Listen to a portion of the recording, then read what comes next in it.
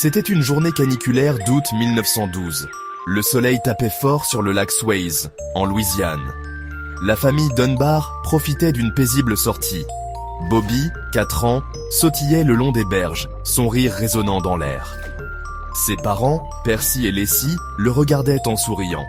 C'était une scène idyllique, mais cette tranquillité allait bientôt être brisée. Alors que le soleil commençait à se coucher, projetant de longues ombres sur l'eau, un frisson parcourut l'échine de Leslie. Bobby était introuvable. La panique la submergea et elle appela son nom, la voix tremblante de peur. Percy chercha frénétiquement, le cœur battant la chamade.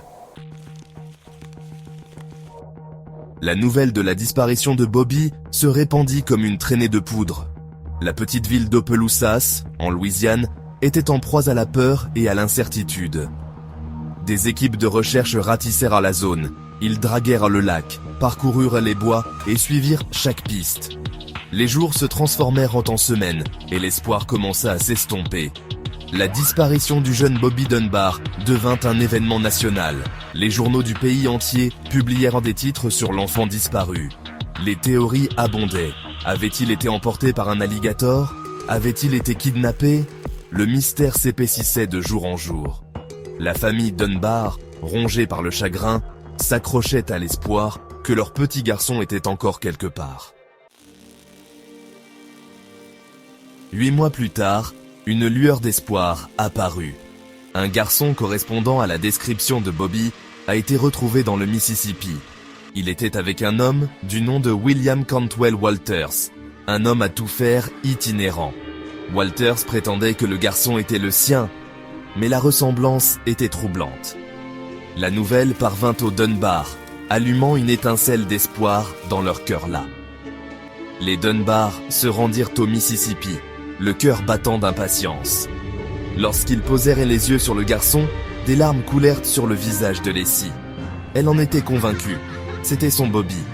Cependant, Walters resta catégorique, affirmant que le garçon était son propre fils, Charles Bruce Anderson.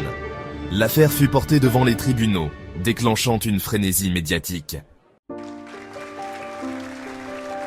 Section 4. La vérité révélée. La bataille juridique pour Bobby fut longue et controversée. Malgré les incohérences dans leurs témoignages et les doutes soulevés par certains, le tribunal a finalement donné raison aux Dunbar. Le garçon grandit en tant que Bobby Dunbar, se maria et eut ses propres enfants. Mais le mystère de sa véritable identité persistait. Des décennies plus tard, la technologie moderne a offert une chance de découvrir la vérité. En 2004, des tests ADN ont été effectués sur les descendants de Bobby Dunbar et ceux de William Cantwell Walters. Les résultats furent sans appel. Le garçon élevé comme Bobby Dunbar n'était pas un Dunbar. Il était en fait Charles Bruce Anderson, le fils de William Cantwell Walters. Section 5. Le mystère demeure. Les preuves ADN ont provoqué une onde de choc dans les deux familles. Le mystère de ce qui est arrivé au vrai Bobby Dunbar est resté entier. A-t-il été kidnappé? A-t-il connu une fin tragique au lac? La vérité, perdue dans le temps, a laissé un vide immense dans le cœur de ceux qui aspiraient à des réponses. L'histoire de Bobby Dunbar nous rappelle la fragilité de la vie et le pouvoir persistant du mystère. Elle soulève des questions profondes sur l'identité, la famille et les limites de la mémoire.